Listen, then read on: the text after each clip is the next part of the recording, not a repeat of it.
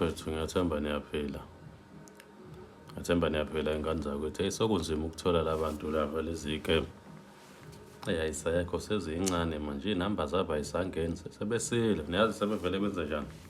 Sebevele bethi asibabhalele ku-WhatsApp.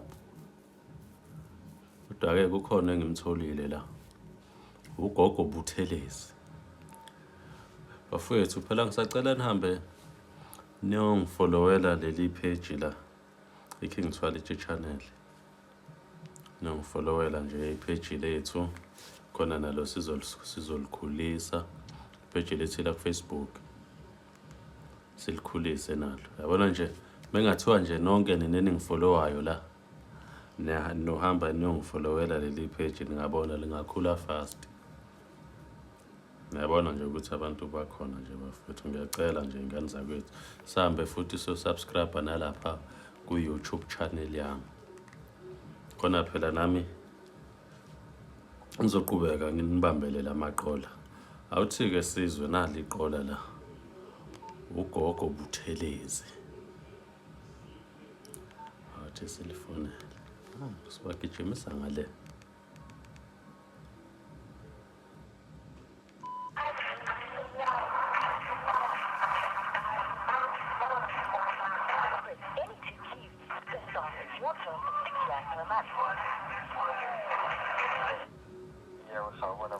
Yebo gogo, salukazi sami kunjani? Yebo gogo. Yebo sawubona baba kunjani? Ngiyaphila salukazi sami kunjani? Hayi siphila lapho. Awu, ugogo Buthelezi. Yebo phela uyena lo. Awu, kodwa phela manje ngidida ukuthi izwi lendoda kodwa ugogo noma ngowasi. Ngenxa yokuthi ngimdala kungako ukuthi ngibhale ugogo yabo. Oh, ngiyathokoza gogo. Manje nje ukubona kwami mina ngisebenzisa isibuko. Salukazi sami yebo. Yebo ngani yami ukuphi ndawo ndodana? Yeah, ngiseThekwini. Usethekwini ndodana? Yebo. Ngizwa kahle useduze nami mina ngila Alex Smith. Oh. Ya kodwa lapho eThekwini ngina ibranch ngani yami. Awuchaze kahle ukhala ngani? Ngikhala ngemali salukazi. Ukhala ngemali baba? Yebo. Udinga malini baba wami? Ngibonile lapha ngathi uyakwazi ukunika umuntu ngisho o10 million 5 million. Into injalo baba, into injalo phela. Yeah. Yebo baba wami, imali uyidingayo sikasho ukuthi wena udinga imali yango10 million. Yebo. Uyasebenza. Ngiyabamba ngiyabheda. Uyabamba mathoko. Yebo. Hayi baba wami ungaphumelela noma mawufisa ukuthi sisebenze over the phone noma mawufuna ukuthi sibonane singakwazi ukubonana ukwenzela umsebenzi weqiniso nawe uyibone lento uyicelela ngayo ukuthi mawufisa ukushintsha ungakwazi ukushintsha. Oh, mhlambe ngoba uthi ukude. Angithi uthi une branch la. Ngila ngase Red Smith. Kuphi? Red Smith eMnambithi. Oh, kuqhelile. Ngoba ngiseThekwini. Kodwa lapho eThekwini mina ngingakwazi ukufika makuthi wena into le ngokutshela ngayo makuthi ungakwazi ukuyidibanisa futhi eThekwini ngina ibranch mina. Oh. Ya ngase West Street mina ibranch khona kulezo ndawo. Oh yeah. Noma asenze khona la efonini ngoba ngibona ukuthi kothatha isikhathi. Ya wangampela kuzothatha isikhathi kodwa wena mawusinisela ukuthi uphumelele ngisho namanje ungakwazi ukuphumelela kambe usho ukuthi imali uyidingela ingene ebhanki. Yebo ngifuna ngingene ebhanki. Okay, usebenze nabantu bangeke kulo msebenzi noma uyaqala nami ukwenza? Ngiyaqala ngedwa. Ngiyaqala ngawe. Ngithi nje ake kakhulu baba.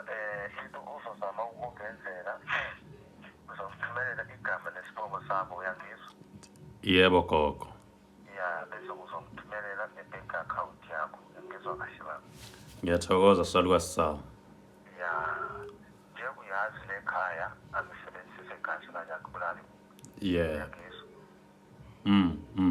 Ya una izinto ihlanganisa ngazo leso zinto wena umuntu uzomdingelela usekwazi ukwenzela umsebenzi wakho ukwazi nawe ukuphumelela. ngiyakuzwa. yebo Ya, ungakwazi ukuba nemali njengamanje imali yanga-950 randi ukwazi ukwenzela umsebenzi weqiniso khona lapho ekhaya njengamanje. Malini? Laphaya kube nje imali wena suyitholile.